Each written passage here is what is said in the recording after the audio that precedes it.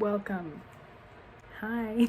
Welcome back to my channel, and today I shall be talking about the books that are on my TBR for August. The last video you will have seen from me would have been my June wrap up. It's been a minute. I can't even talk about how crazy July has been, specifically the end of July. It's not really something I feel comfortable talking about online, but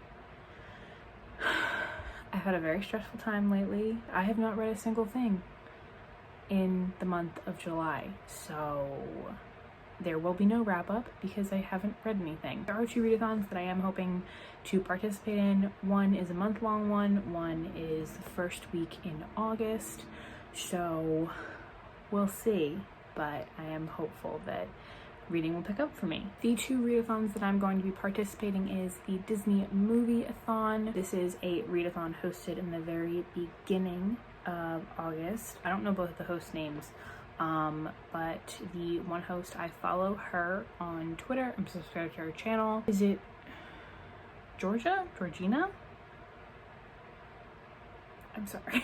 Hi, editing Alyssa here, and her name is Georgia. I just was having a brain fart moment. I will link the announcement video for that where you can see all the information. I'll link the Twitter down below. I believe it's the 3rd to the 10th. It's going to be a recurring readathon, I believe, where each round is based on a different Disney movie. So the first round is for a High School Musical, and when I saw that I was like, of course, I gotta get on action. I am part of Team Science Kids. A lot of my TBR is doubling up for both readathons. And then the other readathon I shall be participating in is the Disneyathon, which I actually found out about after the Disney Movieathon.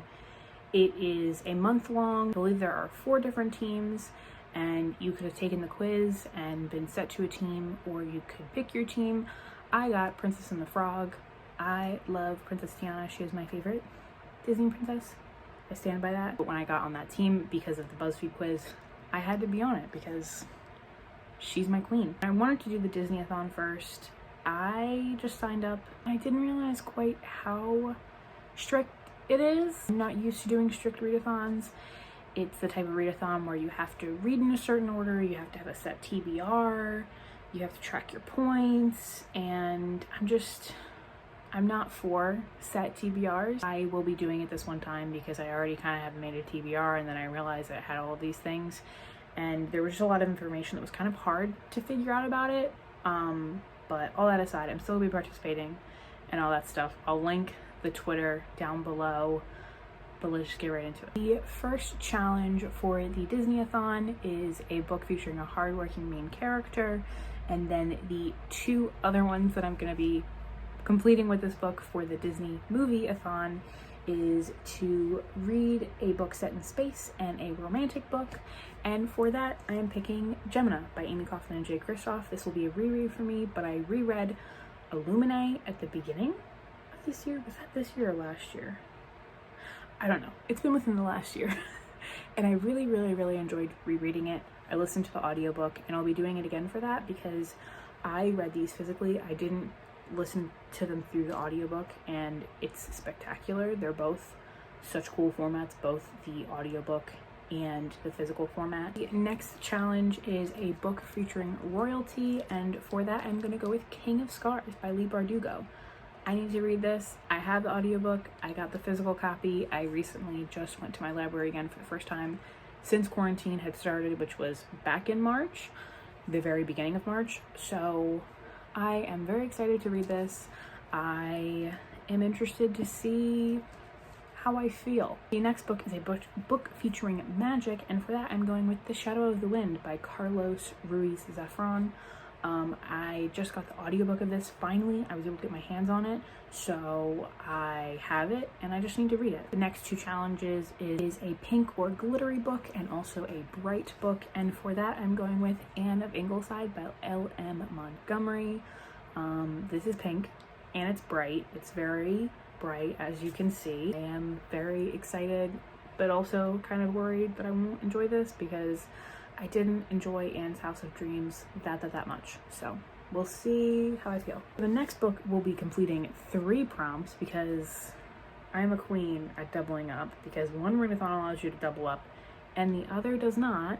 So for the Disney Movieathon, it does allow doubling up. For the Disneyathon, it does not. For the challenges of a book you changed your mind about, a polarizing book, and the group book for Disneyathon, I'm going with An Ember in the Ashes by Saba Tahir. I feel like I have heard very, very mixed things about this. I don't know why. I feel like I've heard people in the beginning that absolutely kind of hated it and thought it was just the most boring thing.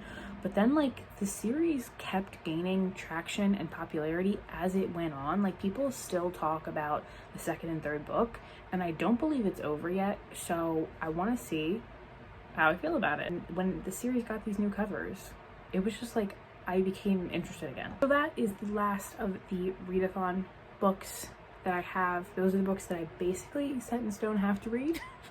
They are non-negotiable for the readathons. I have to read those. There are a few others that I have checked out through the library and I physically have, so let's go into those now. The first one is my classic for July, which it's only the 30th. Maybe I'll read it tomorrow because it is such a short book, but that is The Merchant of Venice. I didn't read this in July, obviously. Maybe I will though.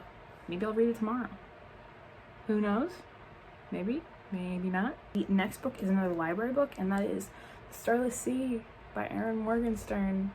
I just got the audiobook of this, so I would love to read this, but it is a behemoth of a book. So I really don't know what I'm thinking, honestly. We'll see. We'll see how this all goes. I don't know. Some other books I have checked out is one of the biggest priority books is probably He Started It by Samantha Downing. She is the author of My Lovely Wife, which was one of my favorite books of last year.